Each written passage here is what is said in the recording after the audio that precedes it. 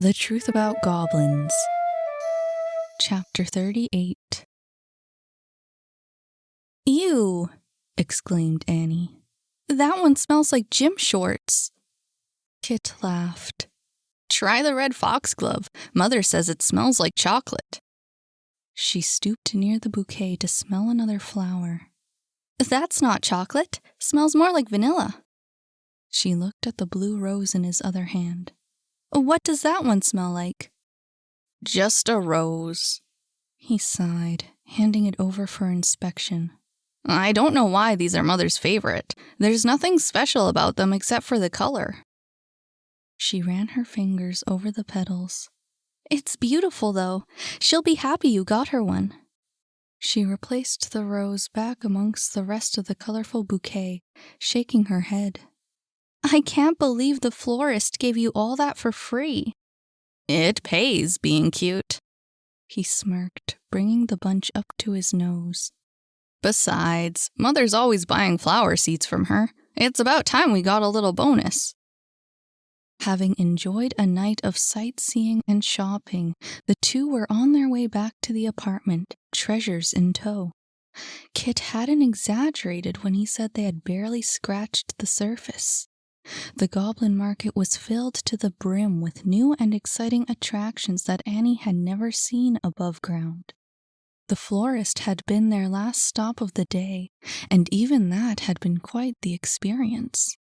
I think I'm gonna save up some money for that Venus finger trap, said Kit as they passed the noodle place. It'd be pretty cool, eh? Sure, cool. Annie rolled her eyes. And how do you plan on feeding it? Where are you gonna get the fingers? Didn't think about that. He shrugged. Still, today was pretty fun, eh? It was great, she admitted. But do you know what the best part was? He sniffed a flower and made a face. What? No earthquakes. She stretched her arms out and smiled. Did you notice? Not a single one today. Or yesterday, he added. That big one the night before was the last of it, I bet. Everything's back to normal. Good, she sighed, clearly relieved. They were really freaking me out. Bah, typical overground nerves. That's what happens when you don't. But his words trailed off into silence as he came to a stop. Hey, he said, pointing to a group of arbiters huddled around a tree. What's going on there? As Annie turned to look, the arbiters split up and headed their separate ways, leaving a poster pinned to the tree. The two headed over to investigate. No way, she said. Is that a wanted poster? Where are we, the Goblin Market or the Wild West? No way is right, said Kit, staring at the poster. Look at it. Don't you recognize him? She gasped. It's the mind reader from the club, the telepathic guy, right? The very same. He laughed when he noticed the name beneath the photo. Humphrey Wilson. No wonder he sticks to his stage name. But Annie wasn't laughing. She was reading the description at the bottom. What the? Is this for real? She turned to Kit, eyes wide. Did he try to kill someone? His smile faded. Remember the spotlight that almost crushed Lavinia? Yeah, she said, thinking back to his story. A moment later, she understood. No way! Was that him? I guess that's what the meddlers are saying. He pursed his lips in thought. Actually, I kinda saw this coming. Yin and I caught him sneaking into the audience, all disguised and stuff. He rolled his eyes. He's such an idiot. Did he think no one would see him if he wore a hood? But why? She said, still stunned. What did Lavinia ever do to him? He turned away from the poster. There's a rumor going round that she's actually human. You know how transgressors feel about humans sticking their noses in goblins' business. She trotted up to Kit's side as they continued. All that trouble because of a rumor? Just like that, he'd turn on her? I told you, he said. He's the definition of an idiot. Seriously, look up idiot in the dictionary and there's a picture of him next to the description. Are all transgressors like that? Hey, watch what you're saying. Almost everyone at the club is a transgressor. I don't mean idiots. I'm just saying attempted murder is a big deal. It's kind of... She paused, searching for the right word. Extreme. That's not what being a transgressor is all about, he said. It's more of a political standpoint than anything else. A harmless philosophy. Harmless until the spotlight falls from the ceiling. Hey, Kinetic is one bad apple. Don't go judging the rest of us from him. Speaking of apples, she said, isn't that one of them over there? He followed her gaze, catching sight of Mikau darting through the crowd. What do you know? You're right. He shoved the bouquet in her arms and turned away. I'll be right back. Hey, what the... She groaned as he bolted into the throng. Stupid little twerp. What does he think he's doing? Flowers in hand, she went after him. By the time she had reached the two, Mikau had a frown on his face and Kit was shaking him by the shoulder. Come on, man. Why can't I come? Told you already, said Mikau, brushing him off. It's not like... But he went silent as Annie came within earshot. She looked from face to face, confused. What's going on? There's a meeting at the club, said Kit. Could you bring the flowers back to Mother for me? Told you, you ain't coming, said Mikau. Not this time, it's not. It's for transgressors, right? Mikau had nothing to say to this. The tension was wearing on Annie's nerves. Can't we go home, Kit? I'm tired, and it's almost supper. You go, he said. But I'm headed for this meeting.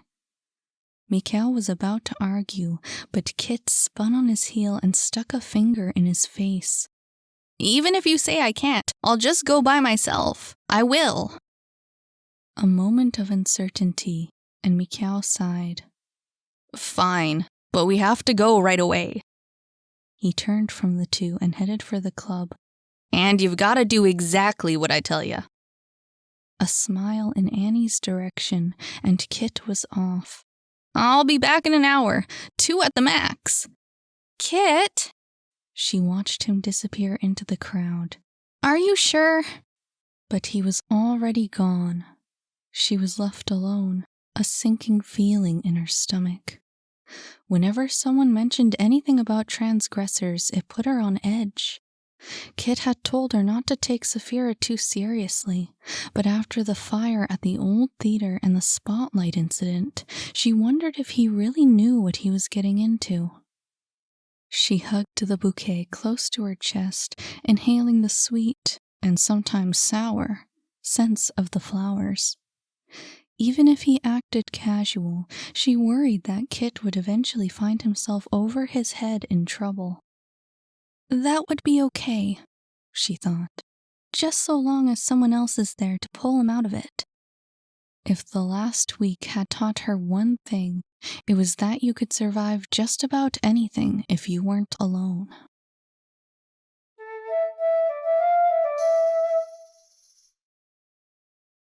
Kit was gasping by the time they arrived back at the club. Inside at last, he tried to catch his breath. What's the big deal? He said, still panting from the sprint. We ran the whole way here. Are we late or something? Early, came Mikau's reply.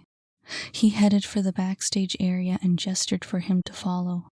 Had to get here for everyone else. Kit picked himself up and went after him. Why did we have to come early? Quiet. He stepped onto the stage, scanning the club. Can't let him know you're here. But why? Kit continued to follow as they crossed the stage. Why can't they? I said shut up. Keep quiet and follow me. Kit went silent. Mikau was making him nervous. He looked to his right, towards the corner of the club where they would usually go for meetings, but there was no one there. and Mikhail was headed someplace else. Despite his confusion, Kit did as he was told, saying nothing as the two made their way deeper backstage. It was only when they arrived at an old door that he realized they were heading for the basement. He looked to Mikhail, hoping for an explanation, but he was silent. Neither said a word as he opened the door and stepped inside. Even before they made it down the stairs, Kit could hear the noise from the water pump.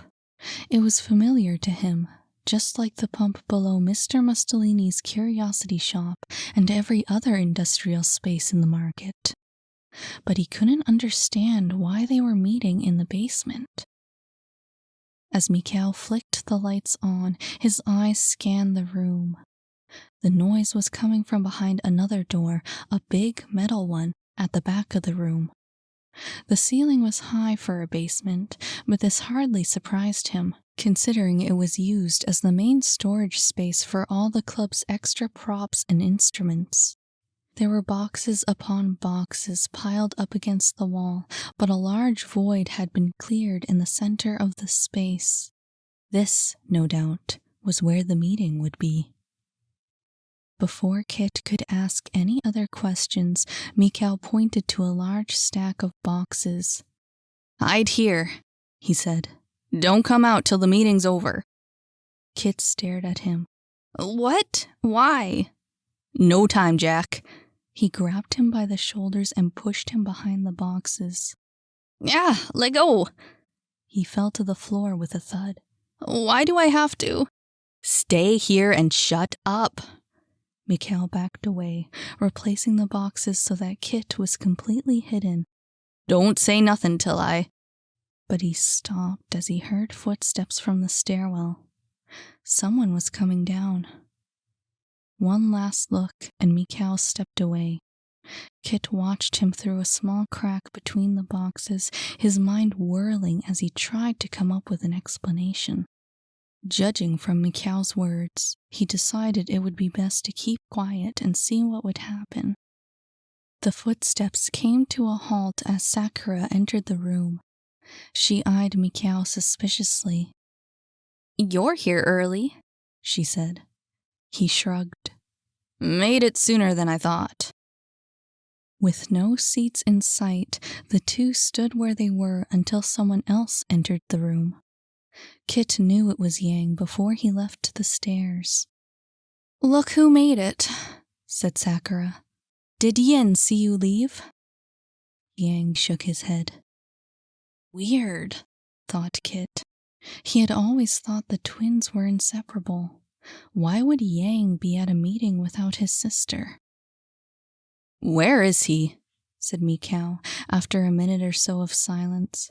"Why's he making this longer than it's gotta be?" "Relax," said Sakura. "Imajik always has a good reason." Things were getting stranger by the moment. Why would Imajik call a secret meeting? Why wasn't Yin there? Why did Kit have to hide behind boxes while it all took place? And then he heard footsteps. Heavy, slow.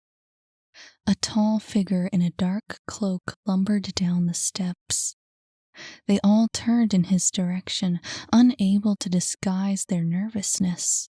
Even Kit, safely hidden in the far corner, felt the tension mounting as the stranger took his place in the center of the room. "What's going on?" said Mikhail, impatient.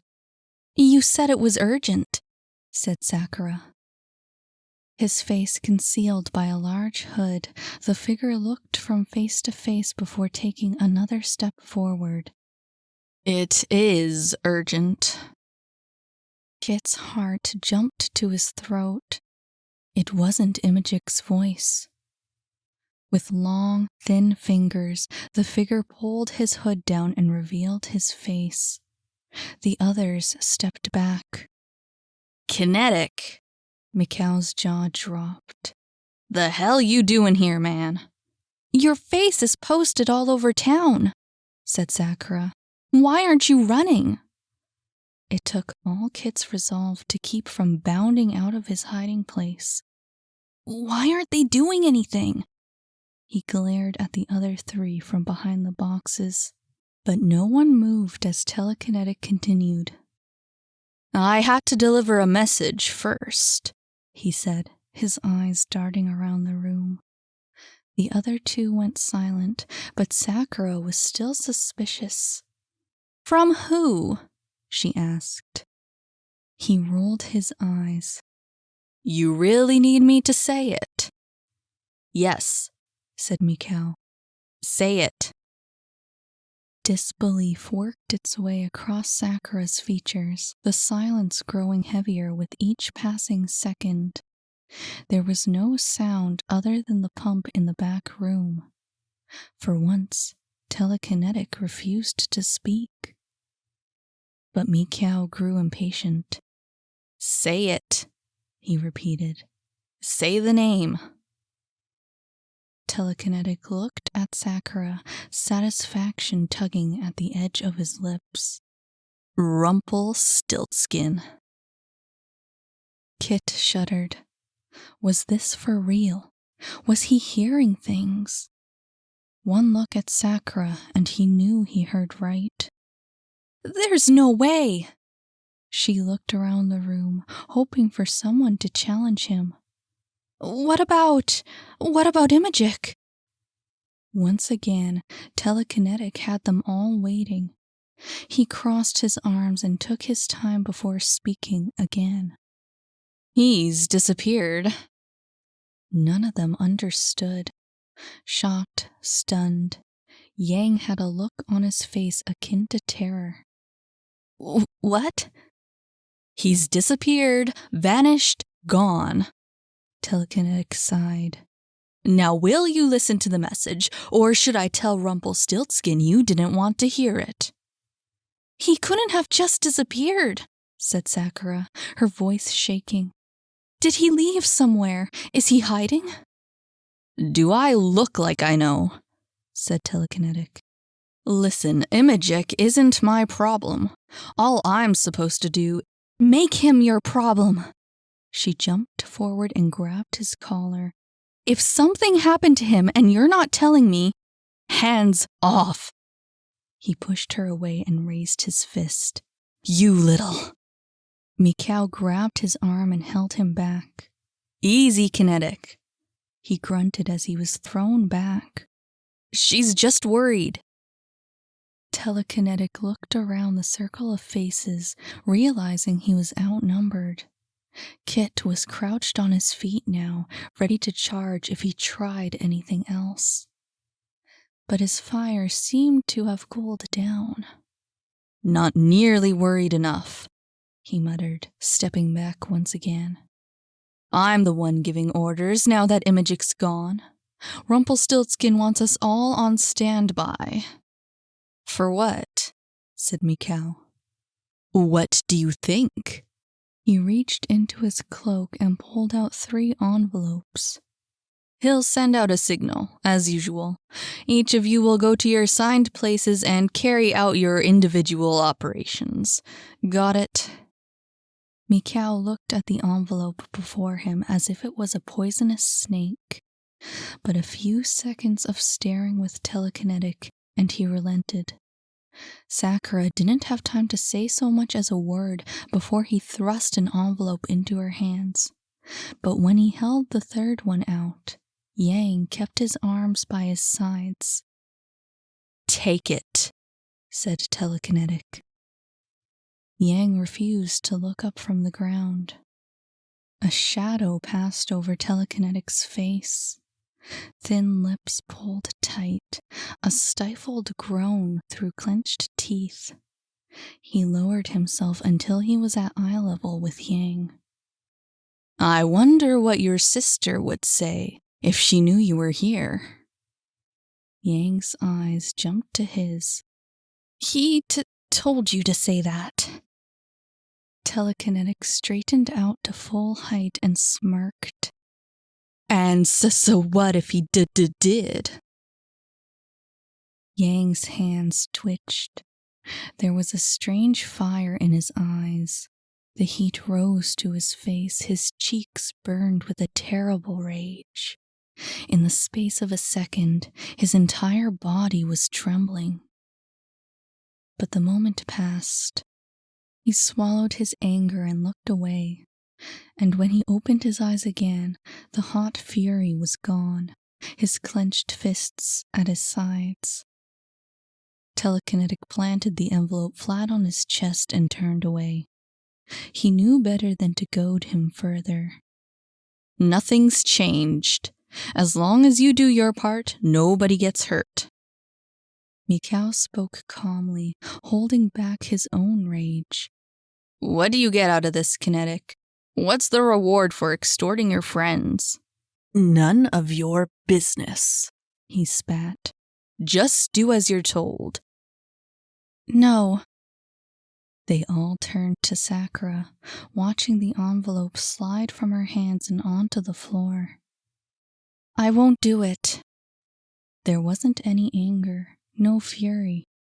She seemed exhausted. I can't do it. She didn't look up from the ground as she made her way to the stairs.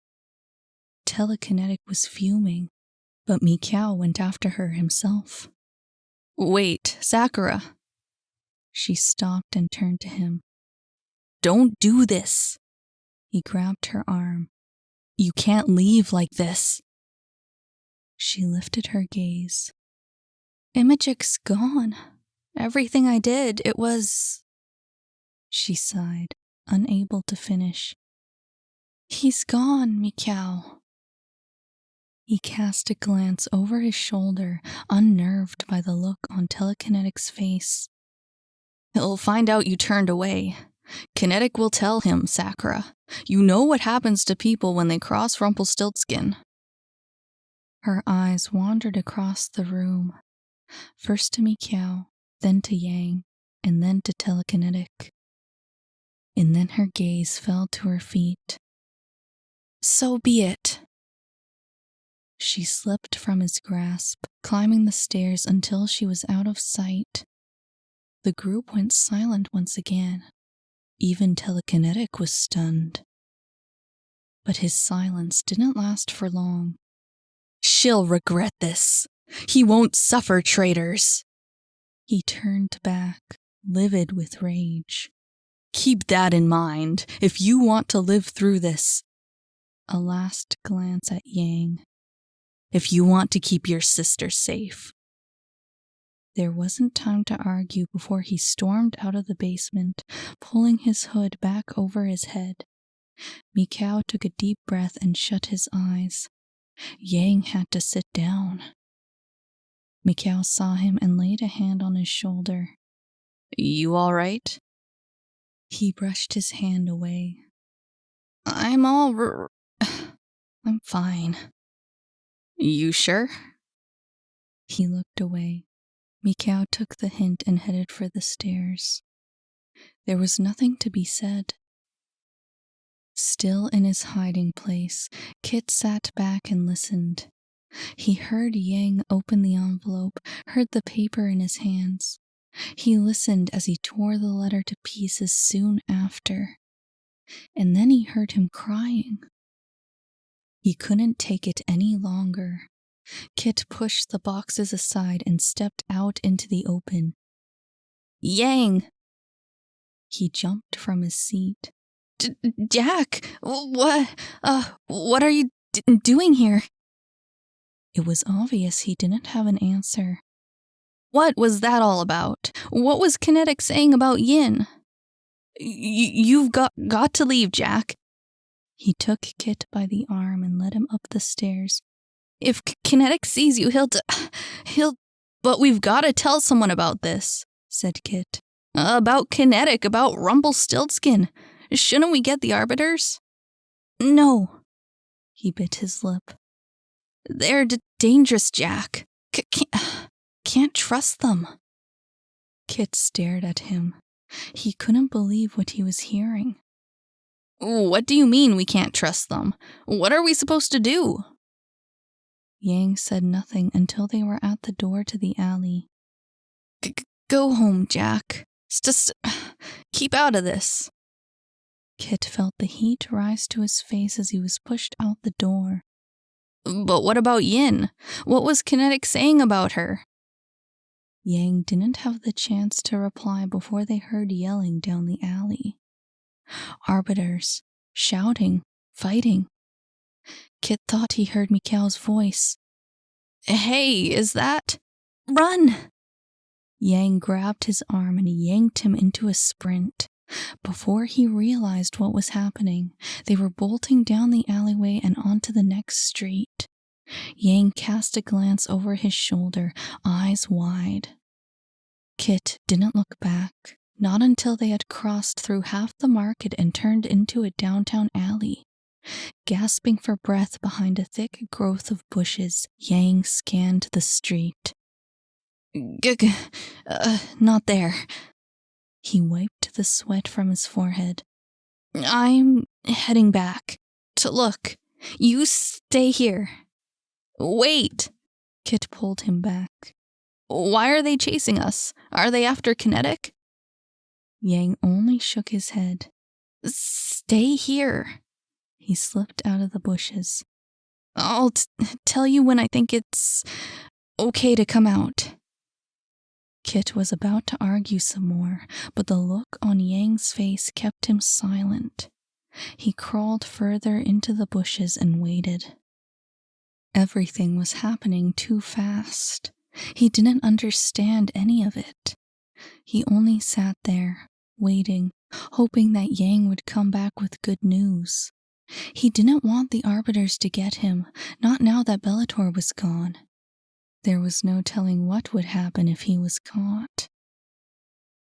A twig snapped behind him. He turned, but too late. A hand clapped over his mouth. He screamed anyway, thrashing violently as another hand seized both his wrists. His cries didn't go far with his mouth covered, but he didn't give up. Feeling something pinch his neck, he stomped his foot down on the man's toe and felt his grip weaken. With a jab of his elbow, Kit broke free, stumbling out of the bushes and onto the street.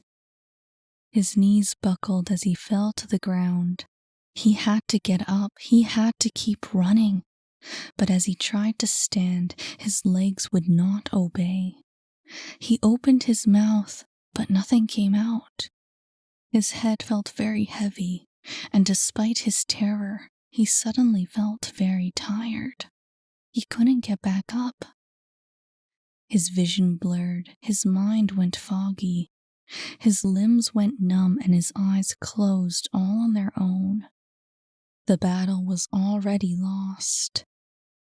The last thing Kit saw before blacking out was a blur of a man and a hand reaching down towards him.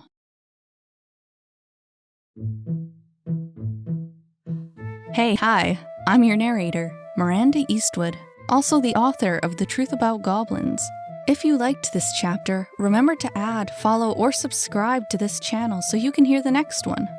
And if you didn't like this chapter, oh well, I can't really do anything about that. In any case, I just thought I'd let you know about my Patreon. You can check it out if you'd like to throw some support my way. It would mean a lot to me. Not to mention there's loads of extra exclusive content that I only post on Patreon. While I'm at it, I'll mention that The Truth About Goblins is now available as a complete audiobook, and you can get it wherever you get your audiobooks. Thanks for listening.